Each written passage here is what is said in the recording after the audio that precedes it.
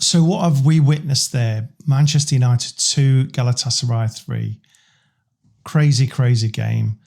Man United absolutely threw that away. So we're going to cover this guy.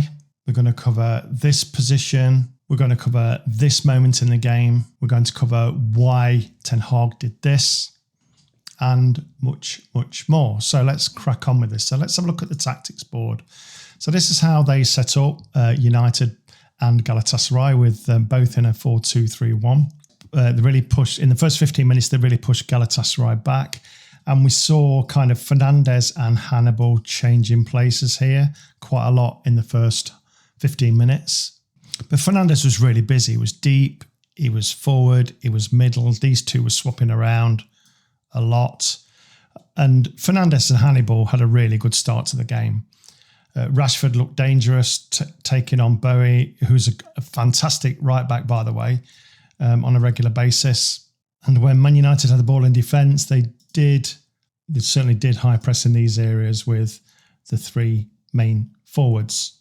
This continued for around 15 minutes, and then there was a breakthrough for Manchester United. Well deserved, in my opinion. They were all over Galatasaray. And this actually came from their own counter-attack with Casemiro playing a beautiful ball over to Rashford. Rashford took the ball down the wing and Højlund running in literally ran into the ball and smashed it in the back of the net. So literally the first time that Rashford got the ball on the right-hand side, he absolutely skinned his marker and set up a goal. But then something really strange happened.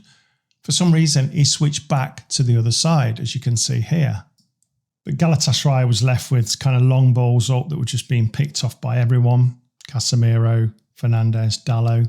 But Højlund was the real standout performer for me for Manchester United.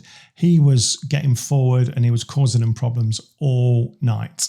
Hannibal looked really good in the midfield with Casemiro, and although he was swapping with Fernandes, it didn't matter where he was pushing and tackling and creating opportunities on the turnover.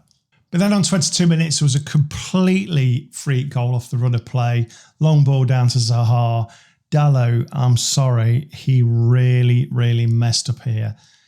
He shouldn't have let the ball bounce. When he let it bounce, he should have outmuscled him. And for the shot, he should have got all his body in the way of that shot and didn't. And that was 1-1. I think Galatasaray took confidence from that. But Man United, whenever they're letting a goal, they always look nervous, always. Immediately after the goal, it's like old memories come back. And they're obviously under pressure this season, and Ten Hag's under pressure. The whole team's under pressure. They've had lots of problems, as we know.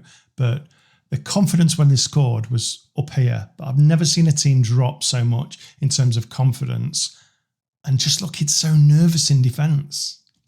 But in the first half, there was the three of the midfielders, Hannibal, Casemiro and Fernandes, were completely pulling the strings for United. A dose of creativity, a dose of hard tackling. It was fantastic to see. And to me, this should have been 3-0 to Manchester United. But then the half-time came and the substitution came on, and this is the one we need to talk about because Eriksen was lined up to come on in place of what I thought was a fantastic first half for Hannibal. I could see why he did it. If you look at the second half setup, he kind of sat next to Casemiro here as a kind of deep line playmaker. And Mount, I don't know, you'll see from the stats at the end of the game that this right-hand side in the second half was dead. So Mount kind of got down here, but he was kind of operating around here. But the idea was to stick Fernandes in the middle and get him creating a little bit more. But we did see this half that Amrabat got up a little bit more to support Rashford. And there was a lot of play down this left-hand side in the second half. I would say at this point they looked most dangerous. And after 60 minutes, Man United looked in control again as Eriksen was playing balls out to Rashford. Casemiro was spraying balls around. And it looked like the Eriksen-Casemiro central defensive midfielder partnership was going to pay dividends. Casemiro had a good chance on the 62nd minute, and then that brought Galatasaray into life where they brought on 2 substitutions. And on 66 minutes, some great play, generally great play in the middle by Mount, Eriksen and Casemiro. And the pressure that they put on made it work as the slip from Sanchez let Højlund through with a lot to do from the halfway line. He showed his pace and he flicked it over the keeper for a Man United second goal. As the goal was scored, Garnacho was ready to come on and he came on for Rashford. and they looked in control, but what an error 2 minutes later after the goal away from the keeper. And I did call it with Onana. I did a whole video about how he's a calamity, and hopefully you Man United fans have seen it now. He's just not trustworthy, and this was nearly a goal. And 2 minutes later, sloppy defending from Man United caused Atikoglu to score. And the sub Yilmaz who came on had actually made a couple of dangerous crosses before that, and he was the one that set the goal up. Again, Man United looked really, really nervous for me. 2-2. A few minutes later, Man United's evening and world would come crashing down. So literally 5 minutes later, Onana passed the ball out to an attacker, and it was a double whammy. It was a terrible ball. The attacker ran in. Casemiro had to make a last-ditch tackle. He mistimed it. He'd already had a yellow, off for a red. But Man United was saved as Icardi put the penalty wide. But for me, the writing was on the wall at that point for Manchester United. You could only see one winner as they started to take advantage of the midfield. I did praise Eriksen in the midfield, but certainly if you're bringing on Eriksen, he's not a great tackler. He did put in a good tackle in the second half, but he's not a great tackler. And if you're missing somebody like a Hannibal or a Amrabat in there, then you're going to lose the midfield, I'm afraid. And that's what Man United did in the last 20 minutes. United got a bit desperate and the midfield was wide open for a lot of the last 20 minutes of the second half. And for me, I think that's a result of bringing Hannibal off, personally. And even though Garnacho had a late chance, Icardi made up for his miss and scored the winner. Again, United were wide open at this point, and mistake after mistake. It could have been a lot worse. It could have been a lot worse. So it ended 3-2.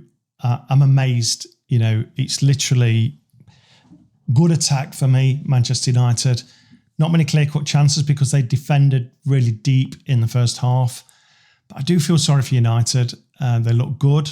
Apart from the back, they didn't look good. Dalot pretty much covered Zaha for most of the game, other than that one big flaw for the goal. They took their goals well. You can't actually put that against them. Amrabat, I'm sorry, he's a midfielder. He played really well at left-hand side of defence, but man, you need him in that middle. You need him in that middle. The centre-backs were poor for me. Hannibal going off was a strange decision. Even Rashford going off late was a strange decision. But I think he had too many forward-thinking players on the pitch and didn't think too much about defence. Going forward, Højlund looks a great signing for me. He had very little service, but took his 2 goals incredibly well. But for me, Ten Hag got all the subs wrong. Rashford looked a threat, like I say. Hannibal was a beast, and both of them came off too early for me. And Galatasaray was never really a threat for 70-80% of the time, but this is the Champions League. They took their chances.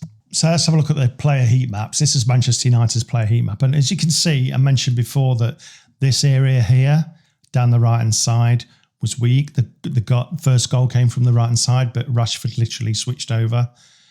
But if you're, certainly second half, if you're changing somebody like Mason Mount to go out there, he's not naturally going to do it. So there was a big, big gap here and kind of these guys crammed in midfield. Højlund's a complete forward, and I said that in a video that I did earlier on the high press for him.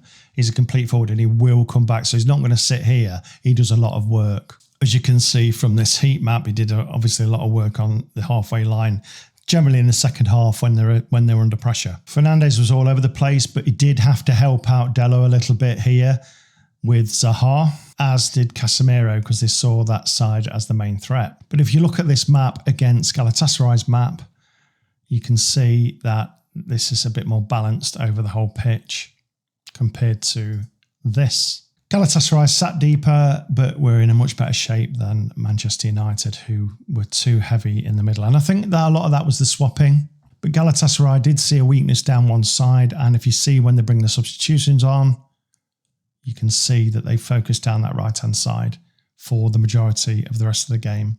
And that's where the goals came from. And that's where Man United lost it. So what's next for United? Well, they sit bottom of their Champions League group with 0 points. And am I disappointed? I thought they played well. I thought they were guaranteed a win. But defensively, they've made some horrendous mistakes. And also for me, Ten Hag's substitutions have to be called into question. I'll see you soon.